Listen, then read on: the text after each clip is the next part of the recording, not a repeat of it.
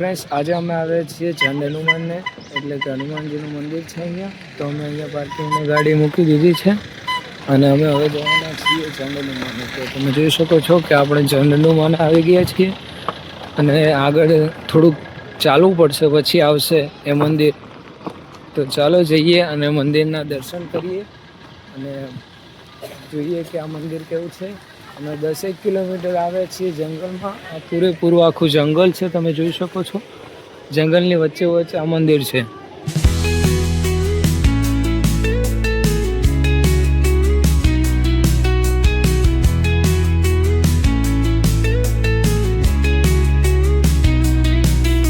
Finally આપણે મંદિરે પહોંચી ગયા છીએ અને અહીંયા તમે જોઈ શકો છો કે આ થોડીક સીડીઓ છે. એ સીડીઓ ચડી અને ઉપર આપણે મંદિરે જવું પડશે. તો આપણે સીડીઓ ચડી રહ્યા છીએ અને આગળ તમે જોઈ શકો છો કે બાબુભાઈ અને મુકેશભાઈને લોકોને જઈ રહ્યા છે. અહીંયા બીજું મંદિરની મૂર્તિ છે. આ જો હનુમાન દાદાની, ગણપતિ દાદાની, આ બધી મૂર્તિ અહીંયા લગાવેલી છે.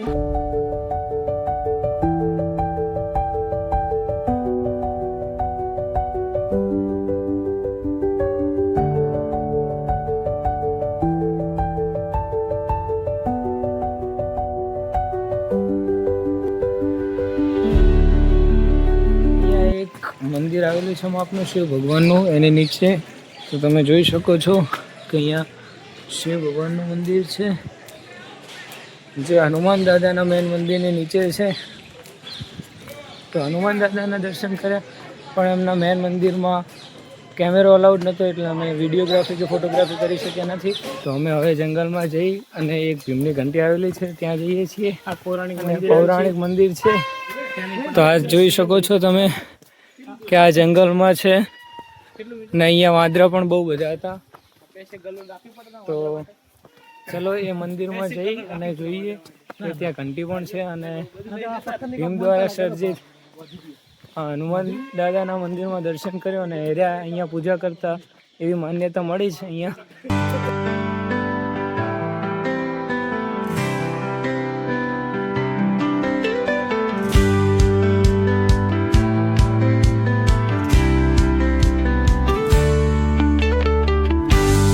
તમે જોઈ શકો છો કે મારી પાછળ આખું જંગલ છે, ત્યાં મારા સિવાય કોઈ પણ નથી.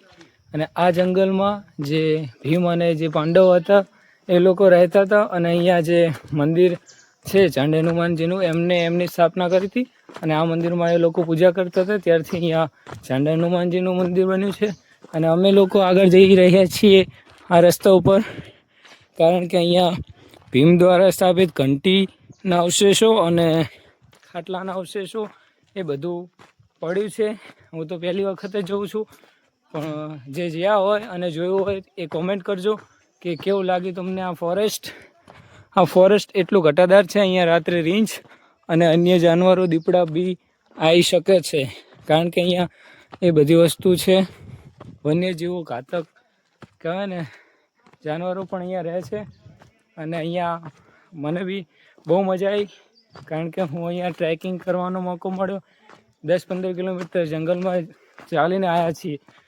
તો તમે જોઈ શકો છો અહીંયા એક બોર્ડ મારેલું છે, પાંડવો વનવાસ દરમિયાન ભીમ અહીંયા અનાજ દળતા હતા, તે ભીમની ઘંટી. તો તમને બતાવું એ ભીમની ઘંટી કઈ છે.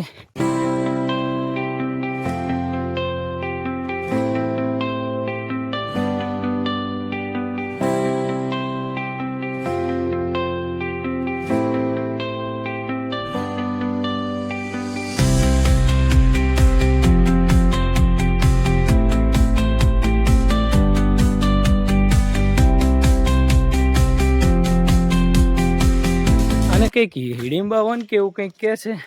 ફાઇનલી મને ખબર નથી શું નામ છે. આ વનનું નામ શાયદ હિડિંબા વન કહે છે.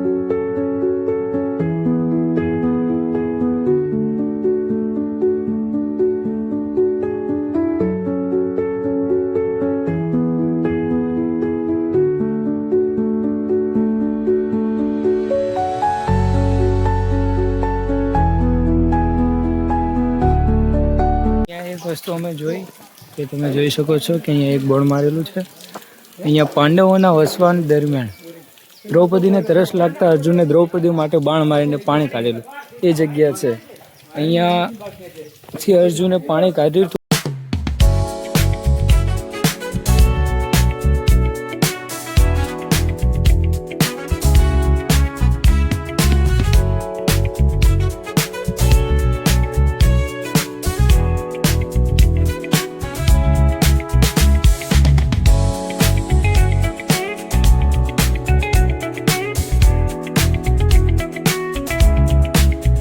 સાંજનો સમય થઈ ગયો છે, તો હવે અમે પાછા ઘર તરફ જવા નીકળશું. તો પાછું ટ્રેકિંગ કરી અને 10 કિલોમીટર અમે ચાલીને નીચે જઈશું અને પછી અમે ત્યાંથી સીધા ઘરે જઈશું. તો ચાલો હવે ઘરે જઈએ.